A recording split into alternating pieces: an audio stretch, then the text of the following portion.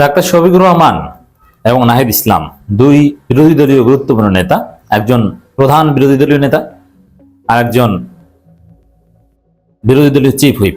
এই দুইজন কঠিন ঘোষণা দিয়েছেন, তারা রাজপথে প্রতিরোধের ঘোষণা দিয়েছে। বিএনপি যদি জনগণের অধিকার হরণ করে, বিএনপি যদি প্রতারণা করে, তাহলে রাজপথে প্রতিরোধ হবে। হ্যাঁ, দেখেন এখন পর্যন্ত যে নিরিবিলি অবস্থা দেখছেন এটা বেশি দিন থাকবে না। এমনকি ঈদের পরেই রাজনীতি তার স্বাভাবিক হিসাব নিকাশে চলে যাবে। মিনিমাম সোশ্যাল কন্ট্রাক্ট হয়তো বা থাকবে, কিন্তু বৃহত্তর গ্রাউন্ডে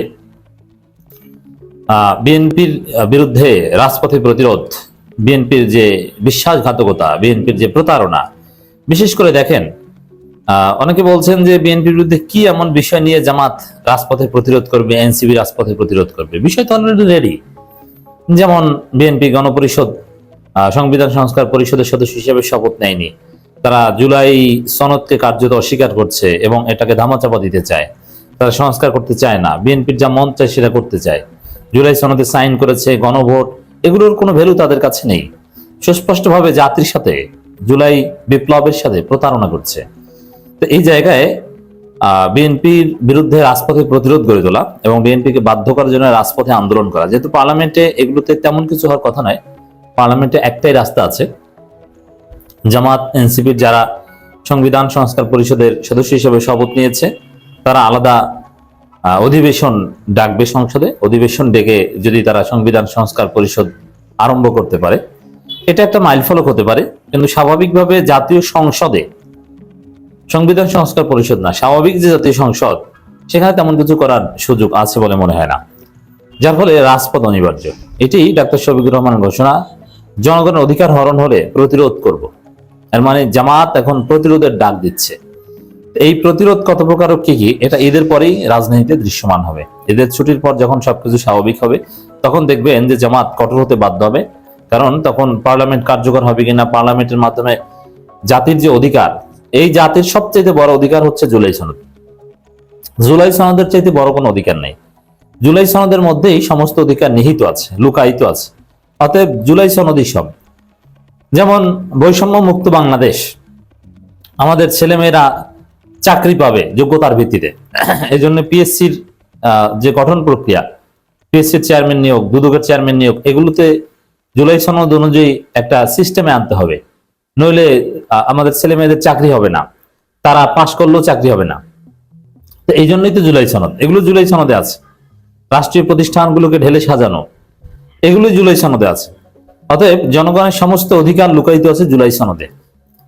আর এই জুলাই সনদ বাস্তবায়ন করতেই, জুলাই সনদের অধিকার বিএনপি হরণ করতে চায়, আর জুলাই সনদ বাস্তবায়ন করতেই জামাতকে রাজপথে প্রতিরোধ গড়ে তুলতে হবে, এনসিপি কে রাজপথে প্রতিরোধ গড়ে তুলতে হবে। এটাই হচ্ছে সব কথার মূল কথা। আগামী 5 বছর রাজনীতি এটাই, জুলাই সনদ অক্ষরে অক্ষরে বাস্তবায়ন করাতে হবে এবং উইদিন 180 ডেজ। এই জন্য ইউনিট সরকারের কাছে জনগণের দাবি ছিল জুলাই সনদ বাস্তবায়ন করে দিয়ে, গণভোট দিয়ে তারপরে আপনি নির্বাচন দিয়ে যান। কিন্তু না, বিএনপি ঠেকিয়ে রেখেছে। বিএনপির এই প্রতারণা যে কতটা সুচিন্তিত ছিল এখন তো দেখছেন। কেন বিএনপি একই দিন জাতীয় নির্বাচন এবং একই দিন গণভোট চেয়েছে? কারণ একই দিনে যদি হয়, তারপরে যদি বিএনপি ক্ষমতায় আসতে পারে, তাহলে বিএনপি এটা নিয়ে প্রতারণা করতে পারবে, মেজরিটি পেলে ওটাকে অস্বীকার করতে পারবে। এখন সেটাই হয়েছে। আমরা তো এটাই আগে বলেছিলাম যে বিএনপি এটা করবে, সেটাই হয়েছে। তবে যদি আগেই গণভোট হতো, তাহলে বিএনপি প্রতারণা করতে পারতো না। দর্শক, আমি নাহিদ ইসলাম বলছেন জুলাই সনদ বাস্তবায়ন করে আমরা নতুন বাংলাদেশ বিনির্মাণে এগিয়ে যাব। এর মানে জুলাই সনদই হচ্ছে সবকিছু। এটা নাহিদ ইসলামরা বাস্তবায়ন করবেনই, আর আমির জামাতরা এর জন্য প্রয়োজনে রাজপথে প্রতিরোধ করে তুলবেন। অতএব জামাত এনসিপির মধ্যে নানান বিরোধ, দূরত্ব, এগুলো সবকিছু ছাপিয়ে জুলাই সনদ প্রশ্নে আবার শুধু জামাত এনসিপিকে না, জামাত, চরমোনাই, এনসিপি সহ বিএনপি এবং বিএনপির দালাল যেসব দল যারা মন্ত্রিত্ব পেয়েছে, তারা সবাই বাদে ঐক্যবদ্ধ হতে বাধ্য হবে, রাজপথে নামতে বাধ্য হবে এবং রাজপথের খেলা জমে উঠবে। এবং এই রাজপথের আন্দোলনের বিরুদ্ধে বিএনপি বিকল্প তেমন কিছু করতে পারবে না, করার সুযোগ নেই। দিন শেষে বিএনপি সহজে এটা মানল না, কিন্তু ঘুরিয়ে পেঁচিয়ে এটা মানতে বাধ্য হবে, বিএনপিকে বাধ্য করা হবে। জামায়াত ইসলামের আমির ও বিরোধী দলীয় নেতা ডাক্তার শফিকুর রহমান বলেছেন, আমরা সংসদের ভেতরের জনগণের অধিকারের পক্ষে কথা বলবো। যদি শুধু সংসদ যেটা সংবিধান সংস্কার পরিষদ নয়, এবং জুলাই সনদ বাস্তবায়নের আগের যে সংসদ, সেই সংসদের ভিতরে কথা বলার তেমন কোনো তাৎপর্য নেই। আমরা মজা পাবো, আমরা কন্টেন্ট বানাবো, জাতি দেখবে কে কত সুন্দর বক্তব্য দিয়েছে, জাস্ট এতটুকুই। কিন্তু সংসদের ভিতরে কথা বলে কার্যপ্রণালী বিধি অনুযায়ী কোনো কিছু বাস্তবায়ন করা সম্ভব নয়, কারণ বিএনপি 2/3 উপর মেজরিটি আছে, তারা যা চাইবে সেটাই হবে। তাতে বিএনপি জামাত যদি চেয়ার ছড়াছড়ি করে তাতেও কিছু আসে যায় না, বিএনপি যেটা চাইবে ওইটাই হবে। অতএব জুলাই সনদ বাস্তবায়নটা রাজপথে আদায় করতে হবে। আর জুলাই সনদ বাস্তবায়নের পর যে সংসদ গঠিত হবে, হ্যাঁ, সেখানে যেহেতু উচ্চকক্ষ হবে, সেখানে একটা কার্যকর ব্যবস্থা আসবে।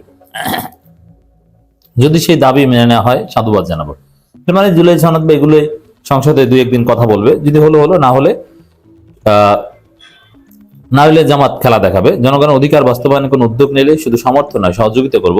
আবার জনগণের কোনো অধিকার হরণ করা হলে চুপ থাকবো না, তার তীব্র প্রতিবাদ করব।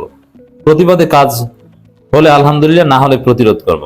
তো এই প্রতিরোধটা কিন্তু রাজপথে, মানে বিএনপিকে বাধ্য করবে, যেটা করা যাবে না। সংসদ অধিবেশন থামিয়ে দিতে বাধ্য করবে, শপথ নিতে বাধ্য করবে, যেটা রাজপথে হরতাল অবরোধের মাধ্যমে সম্ভব। প্রয়োজনে সেদিকে যাবে। আমরা থামবো না, ইনশাআল্লাহ আমাদের লড়াই চলবে। এ লড়াই হোক জনতার বিজয়ের লড়াই।